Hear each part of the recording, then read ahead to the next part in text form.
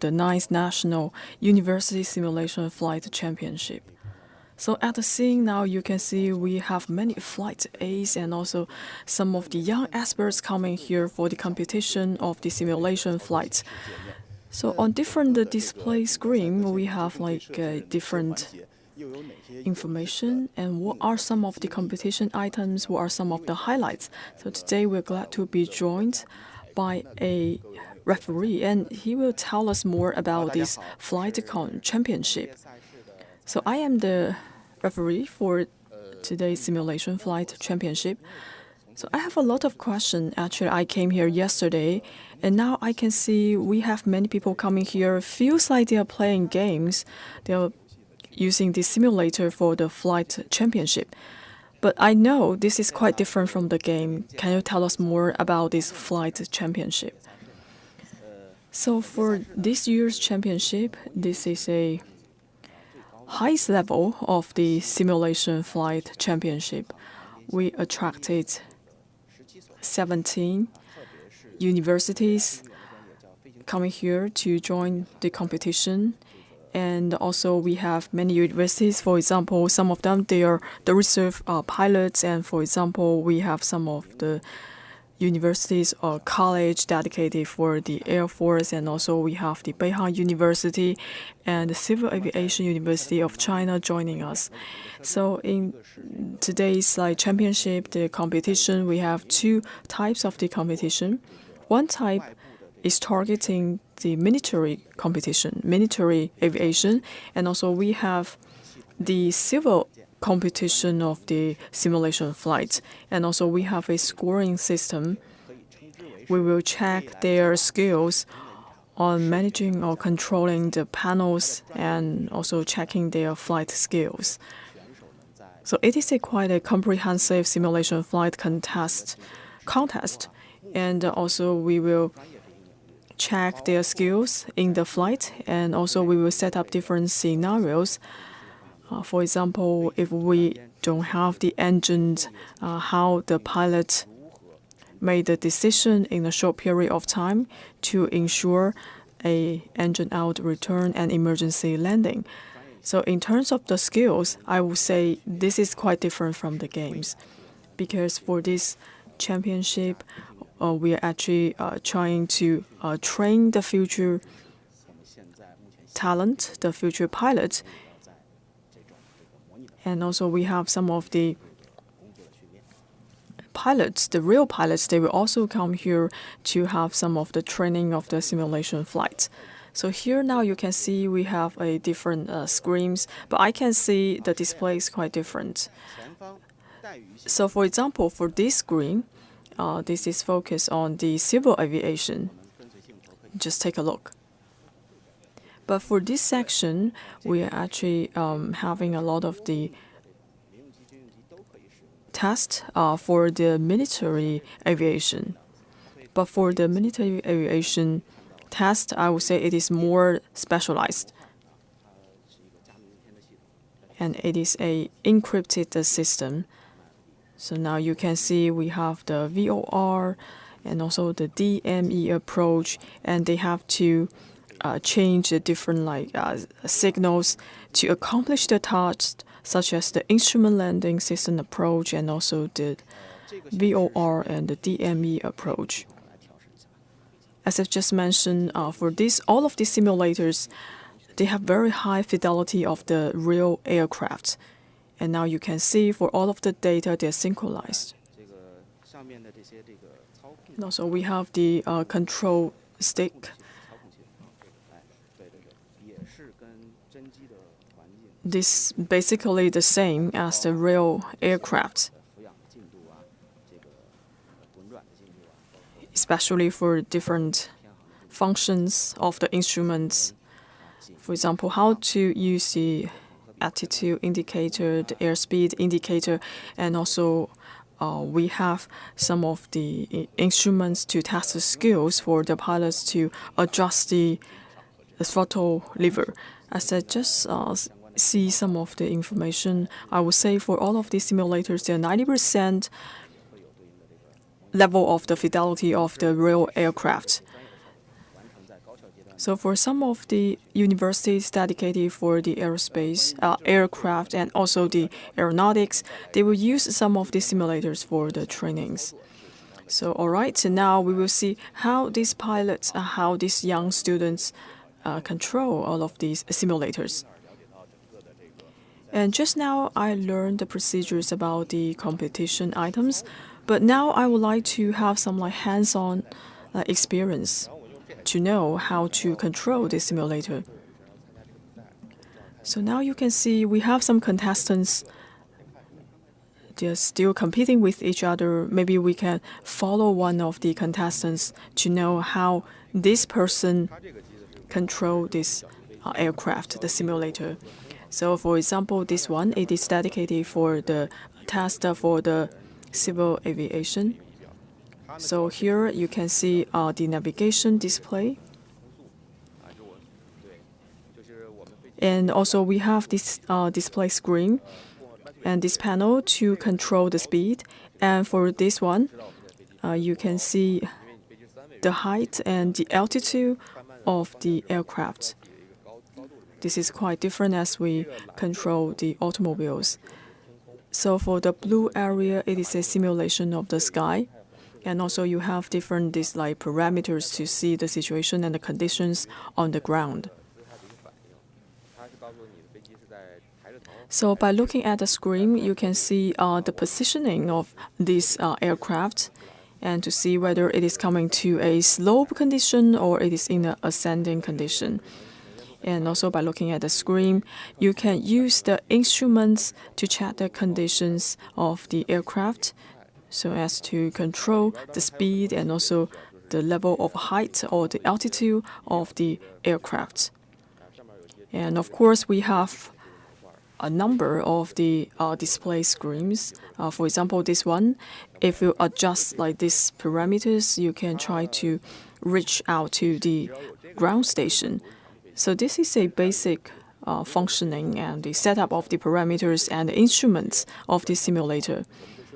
And also, we have designed like different types of the flight path, and we have to use a database. So we will use this one. Now you can see we have like different destinations and locations. So this is the tower, headquarters, and also the flight path, and different areas of the airport. And when you are using this simulator, you can actually see the flight path. And on the other side, you can see some of the key parameters of the engine. And it's just like the engine parameter of the automobile. So we have to monitor the engine and also the rotors. And also you have some like basic information, for example, the temperature of the fuel and also the hydraulic system panel. So all of these are very important to make sure that the engine is healthy.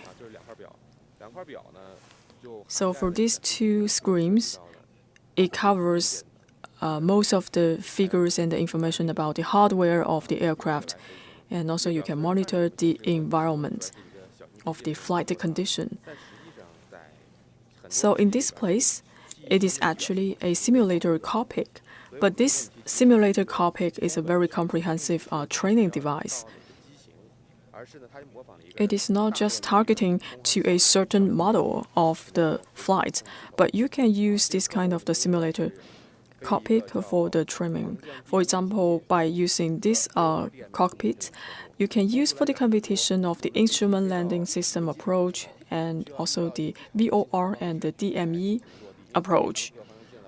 So when we say approach, it means that the time period before the aircraft land. So before the landing, for the pilot have to make a lot of decisions to ensure a steady landing of the aircraft. So for the pilot, he will receive a lot of the signals, basically the navigation signals, and also it will test the precision of the control of the parameters. For example, to see whether the pilot made the decision, for example, whether the aircraft need to have a go around, and also if the aircraft needs to have a roll-out period of the aircraft. So for some of the students, actually, they have been trained many times in the universities. So this time, by having this championship, we want to work together with the universities to once again test the skills of these students. And also it gives these people a chance to use this simulator topic. And also for aviation fans, they also have the chance to come here and to have an experience of the simulator. And also maybe they can have some interaction with others. So after this championship, they have more understanding and gain more knowledge about the simulation flight. For some of the aviation fans, maybe these people, they're very interested about the models, but they don't know how to control the aircraft.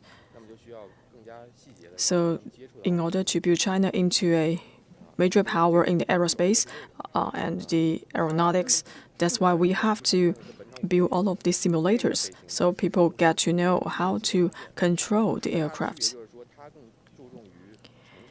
And also for some of the military aviation-based cockpit, so it is more like specialized. For example, we have some of the advanced maneuver tasks and also have some like carrier landing simulation. So this is the general information about the competition items. So now I would like to see some of the contestants to see how they control the simulators.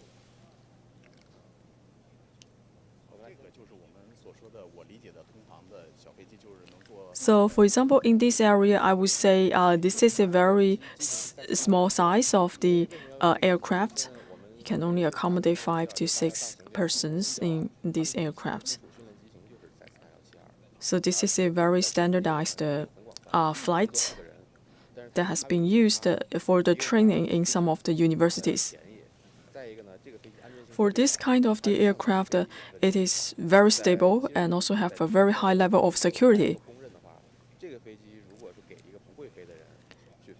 And for some of the freshman pilots, if they don't know how to control the aircraft, if they strictly follow the instructions, this person still know how to monitor or how to control this aircraft. Because in the past, we have this life story, one couple in the aircraft, and even though they don't know how to control the aircraft, but they can hear the instructions from the tower, and then they know how to control the aircraft. So this is the model we are using for the flight simulation test. So here now you can see we have many instruments. So just now we are seeing like 2 large screens, but this one is purely mechanic. But you are seeing that the same information will be displayed, for example, the altitude indicators and the airspeed indicators, the altimeter, and also the heading indicators. So by having this simulator, you can have a deep understanding about all of different types of the indicators. This actually trains the multitasking skills of the pilots, because when they are trying to monitor the simulator, they still have to check the conditions and also the figures of the different types of the indicators.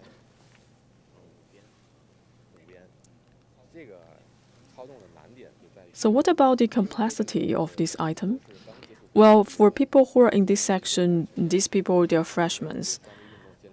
Maybe they don't know a lot about the aviation information. So here, for all of these simulators, they just give you a general idea on how to control the aircraft. So for this gentleman, actually, he is just like taken off. But I would say it is not quite steady.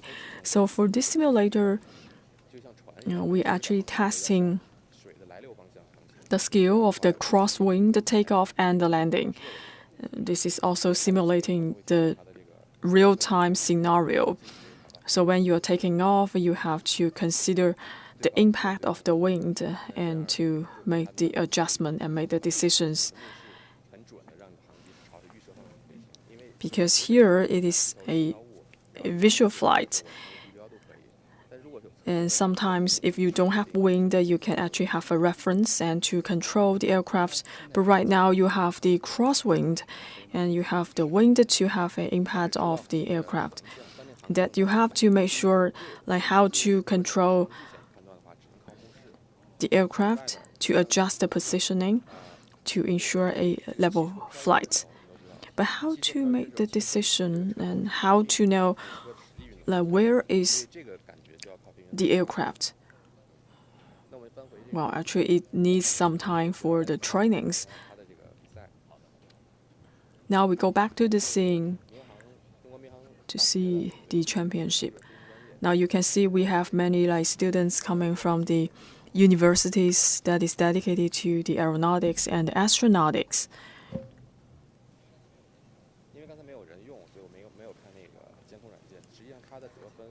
So for now, I would like to give you some introduction about the scoring.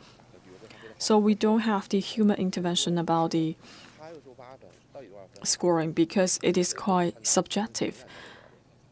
So this time we have a monitoring system. So after the pilot enter into the simulator cockpit, for each step, so we have this monitor to capture the information and to give a score. So they benchmark the behavior and also the performance of the pilot with the standards, and then for the scoring system will give out a score. So for each contestant, like they have 2 chances. So just look at this large screen after they submit the performance, and then the score will come out. So we don't have the referees to intervene with all of these like scoring procedures. So for such a large scale of the simulation flight competition, we don't have many referees here because all of these are automatic and we have this monitoring system to give out the scoring. I would say this is quite just and fair. Because if we have like a human intervention, sometimes it is very difficult to give a very objective scoring. So maybe sometimes we have some like arguments. But here, because all of these scores are given out by the computers, so there's not much controversies about this game and the championship. So for the referee, we will check the conditions of the simulators. If the simulators do have some issues, so we will restart the simulators and let this like contestant to do it again. But in the end, we will not give a score. So what is contestant doing? Well, still he is in the approach stage. So each time before the aircraft lands, so actually for the contestants and the aircraft, they're coming from different directions to the runway. So we have to make sure that for the contestants, they can control the simulators and the aircraft and to go to the designated spots and in order to make a very safe landing in the runway. So first of all, for this like contestant, you have to go past the navigation tower, and then he has to make the turn. And after a certain distance, they have to align with the runway, and in the end, to make the landing decision. For this system, now you can see we have the control stick. And also we have the throttles, lever, Also, we have the parameters to show the information about the engine. But for this model, we are not able to adjust some of the angles. And also we have the braking system. Of course, we have several radars.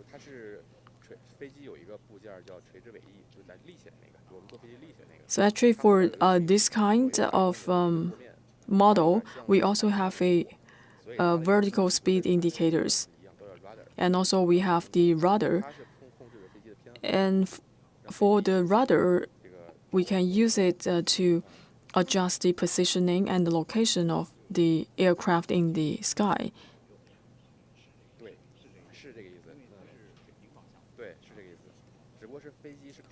So now you can see for the aircraft, we do have this rudder to control the direction. And also we can try to control the angles of the aircraft by using all of these instruments. I think this is quite a comprehensive and complex system. It is very difficult, I would say, to train a qualified pilot. So at least we need to reserve like 10 years to cultivate one qualified pilot. At least this person needs to take like 7 to 8 years to learn some of the hardware of the aircraft instruments. And of course, they need to learn some of the regulations. And also they need to know some of the physics. And also they need to know about the geography. So this is a multidiscipline item and knowledge. And of course, they have to learn different parameters of the different models of the aircraft. So for some of the pilots, so they have to keep learning until they retired, because they have to update the information and get to know the latest regulations and the laws. And from time to time, they have to be aware of the notification of some of the airports. So each day before they enter into the cockpit, they have to know a lot of information. So these pilots need to be multitasking. So this, I would say, this is a very, very good tradition of the pilots.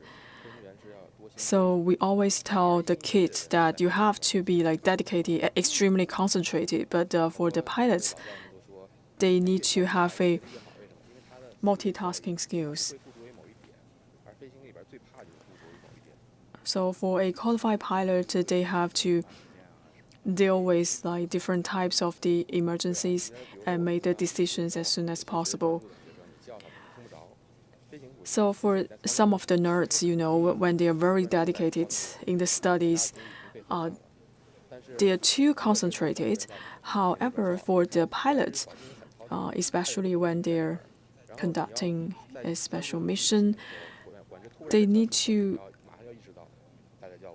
concentrate on different aspects. For example, they have to get the instructions from the tower. So this is also a kind of the skills. So just like for the journalists, they are doing the coverage. So when they come here, for example, when we are doing the live coverage, on one side we need to know the situation and what is happening right now. And also we have to get to know more about the backstage and what happens from the PDs and the other persons. So now we will continue to see the contest. So now you can see we have like different models, and for some of the models, they're using a complete different simulators. And also we are seeing that for some of the models, people are using the control stick to control the aircraft, especially for some of the fighter jets. So by using the control stick, I would say maybe it is more convenient. But in the real-time scenario, But for the control stick, now you can see it is in the center of the cockpit. And also we have, it is more complicated if you only have the control stick as opposed to a panel or a screen.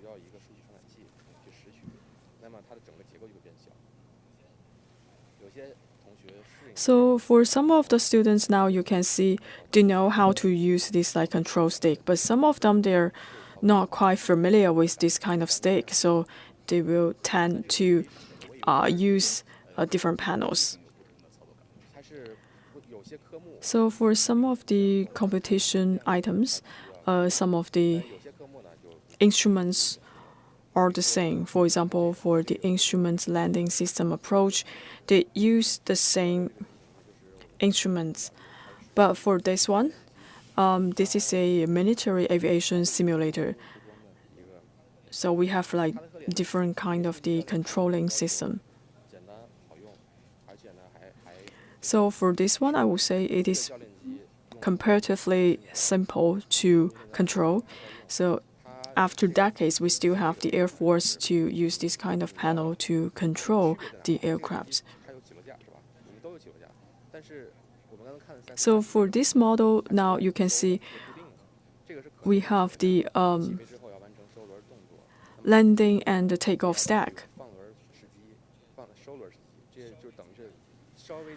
But for the military aviation, you have to look at different parameters, and it is more like complicated in nature. Especially when you take off, you have to make sure that you unfold the landing gear. So by looking at this gentleman, I would say the control is quite different compared to the other one. So on the left hand, you are actually controlling the throttle, and on the right side, right hand, you're controlling the direction.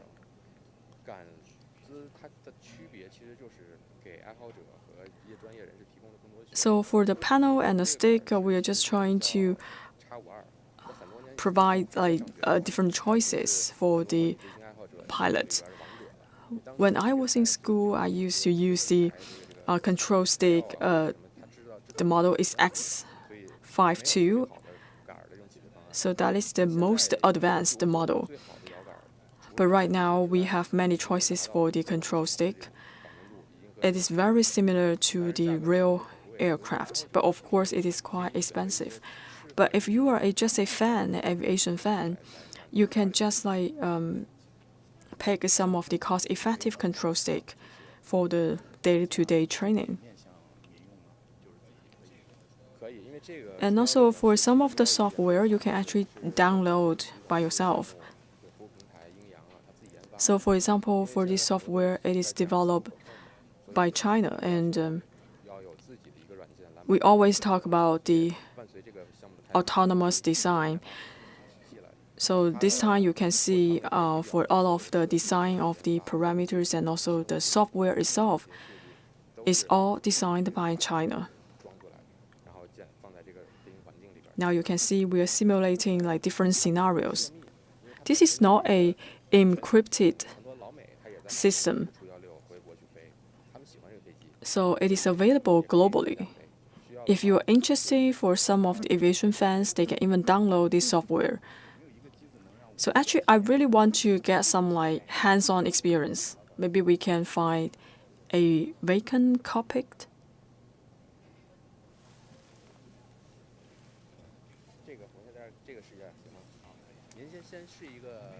So maybe we can start from the easier ones.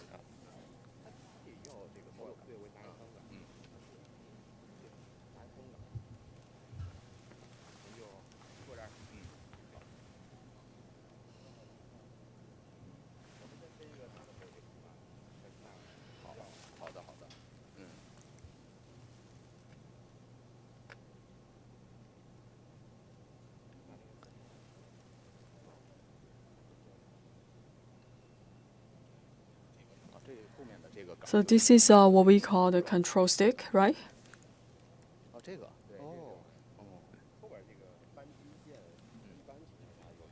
So this one, we also have the function of the communication. We have many buttons.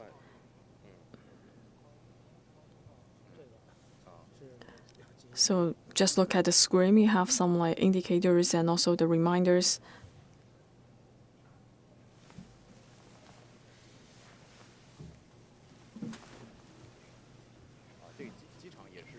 And also for the airport, we actually simulating the Beijing International Airport Terminal 3.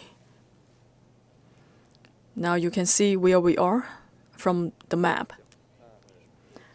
So how can we do the takeoff? So in the rollout stage, so you need to use your feet for the control. For example, we have the rudder pedals. You have to pay attention to the speed. When the speed comes to 60, and then you can use the control stick. Now you can see the head of the aircraft is rising up a little bit. And just have a try. How to do it? Just push it forward. So you just imagine yourself, you're actually like trying to control the aircraft. So when you push forward, you are actually controlling the throttle. So now I can see I'm adding up the speed. Make sure your feet is put on the rudder pedals. All right, now I can see I'm all ready for the takeoff.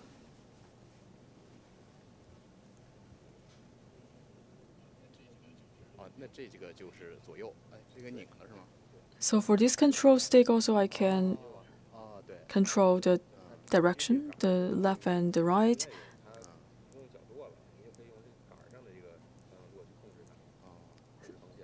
You can use this like rudder to control the direction. Now, all right, like 60. And also for this one, the attitude indicators to ensure that the degree is about like 10 degrees. And also you have to pay attention to this indicator, the airspeed indicator. If the airspeed indicator is too high, you have to ease the throttle. So how to coordinate with the throttle and also the speed? Well, you have to monitor the speed, the airspeed, but I don't know where to go. So how to land? Well, that is more complicated. So first of all, you have to change the position and also align the aircraft to the runway. Maybe you can have a try.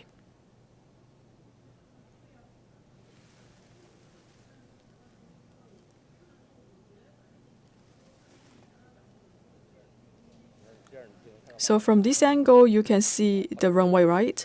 And also you can see the light. So right now, the light is white.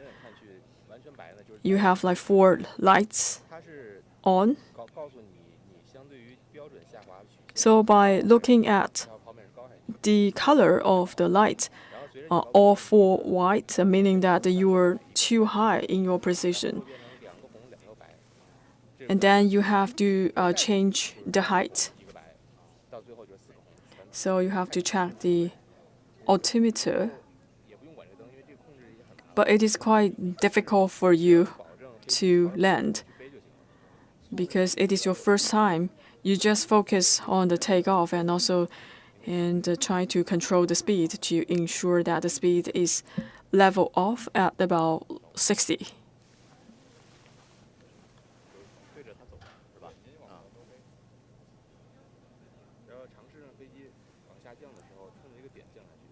So if you want to land, make sure that you are aligning with the little white spot. Make sure you control the airspeed at about 60. Now you can see it is not level, right? You have to adjust the angle and also the slope. The most important thing is to align the runway.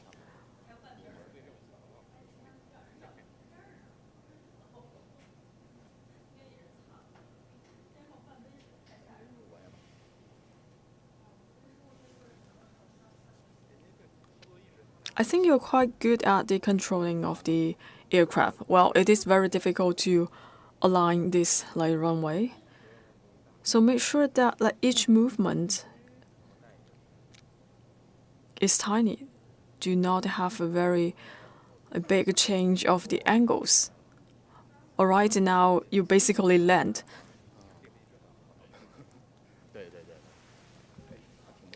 But how to stop?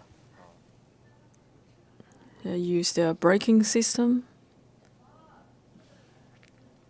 And also you can actually land on the grassland.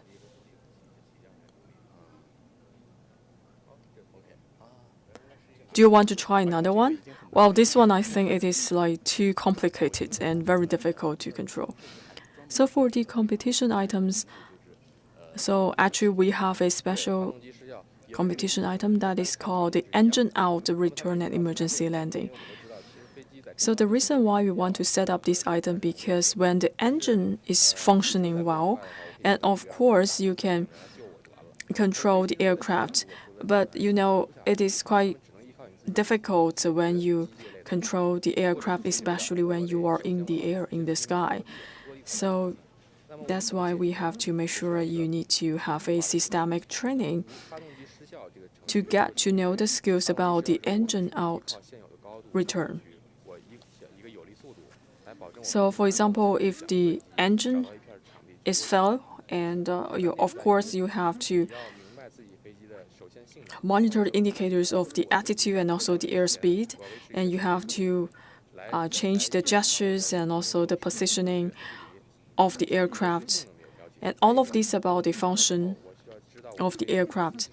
And if the engine is failed, you also have to make the judgment, what kind of the indicators also fail. You need to use the limited or restricted information to have a very safe landing. So this is try to task the pilot to deal with the emergencies.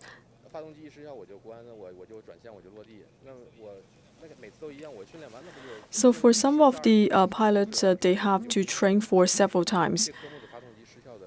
So for this time, for the competition, for the engine out return and emergency landing item, we just give a random timing for the failure of the engine. So for the contestants, they have to make a decision. For example, what is the distance can be flew by the aircraft while the engine is out?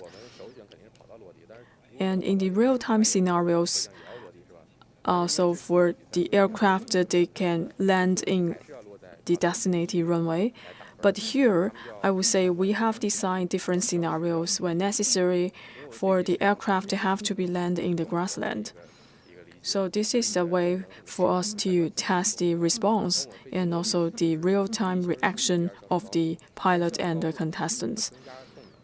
If we don't have the engines, so for the contestants, they have to get to know some of the information or knowledge about the aerodynamics.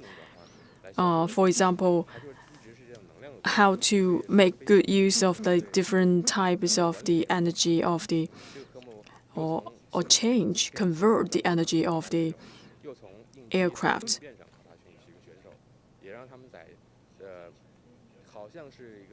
So even though it feels like we are in a very good condition, but sometimes we try to just give them some of the obstacles and give them some of the difficulties to know how to make a return or an emergency landing in an engine out situation.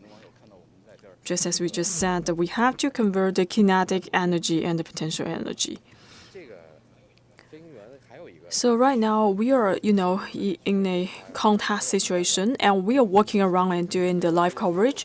Do you think we will have some interference with the contestant.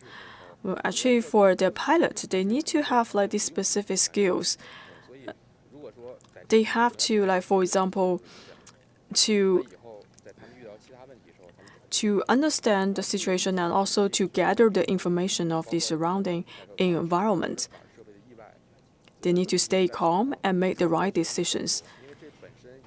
And also for some of the models and simulators, like from time to time, for example, the control stick will break off, and then they have to make the right decisions.